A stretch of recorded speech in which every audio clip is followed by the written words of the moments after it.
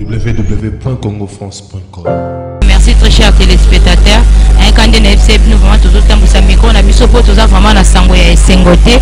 Toza vraiment plus mingi na sango ya mawa ya kokufi la artère munene frère Koko Kala la Coxon bazaki moko vraiment na kata groupe Sinak vraiment bemela bienvenue to Keba na Caleb. Toza on a ba actrice na biso vraiment quant à moi déjà j'ai dit bonjour. Merci beaucoup mon par rapport à tout vraiment nous sommes à Rolanda biso vraiment na Congo France par rapport à matanga ya frère Koko Kala la Cox. Merci.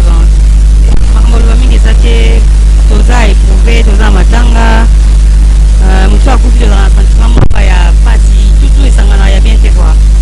Na mama lo bapela te ape mana kimio parce que ça fait trop mal quoi. Maman na biso awa vraiment moi et mon ayo par rapport à liwa ya frère Koko Kala la Cox.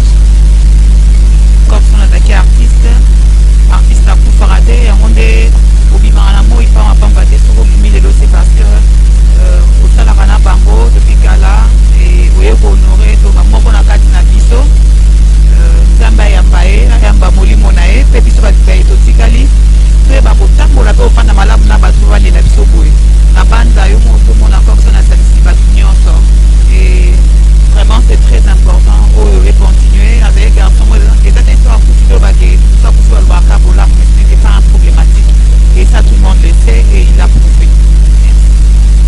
Pourquoi malobi vraiment grosse moulée azotam pour sa micro na ya Congo France et quand ndenge za la vraiment babi Congo France site vraiment ya solo vraiment zoka information moko vraiment na kata ba source na kata masula ndenge za la j'espère vous autres déjà ba artère vous autres ba actrice na bino grosse moulée azotu la bino déjà pour et puis c'est bino grosse moulée azaka simplement la musala vraiment na ye vraiment nazo tambola vraiment bino bato botala biso vraiment vous autres information ya source ya solo vraiment toza na artère na biso pe wa mesana déjà kotebelisa biso vraiment oui toza comment na artère na biso mais c'est biso déjà vu de loin opinion se boyebi déjà bon grosse moulée atambola ya kama na makambo te grosse moulée akita na ba lieu de siège répétition na ba problème nyonso de l'autre songi suna papa na biso vu de loin quant à moi déjà j'ai dit bonjour papa vidéo.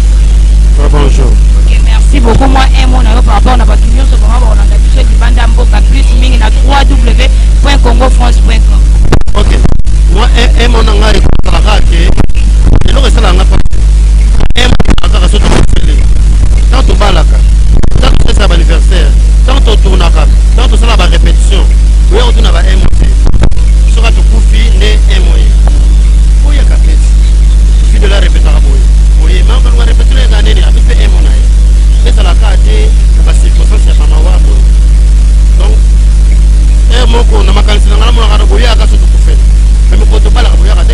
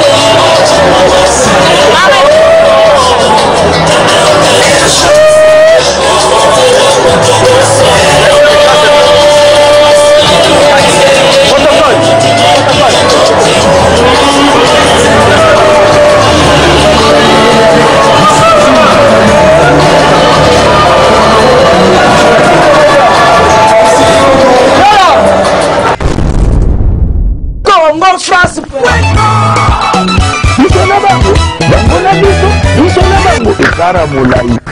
France.com, site ya Congo Masolo danger, Masolo kitoko. CongoFrance.com. Bienvenue dans le monde de Sepela TV. Sepela TV est le décodeur qui vous permet de suivre les chaînes du Congo en direct de la diaspora. Sepela TV vous offre plus de 150 chaînes qui sont RTNC 1, RTNC 3, RTV F1, Télé 50, B1 TV, Digital Congo, RTGA, Kin Malebo, les chaînes françaises, les chaînes africaines, les chaînes du sport et aussi YouTube. Voici la liste de nos partenaires de médias. Nous pouvons aussi vous offrir votre propre chaîne. Sepela TV est seulement à 80 livres et 10 livres d'abonnement. Sepela TV marche par Internet qui vous permet de transporter votre boîtier partout dans le monde. Contactez-nous aujourd'hui pour votre décodeur de Sepela TV. Sepela TV créé pour les Congolais, par les Congolais.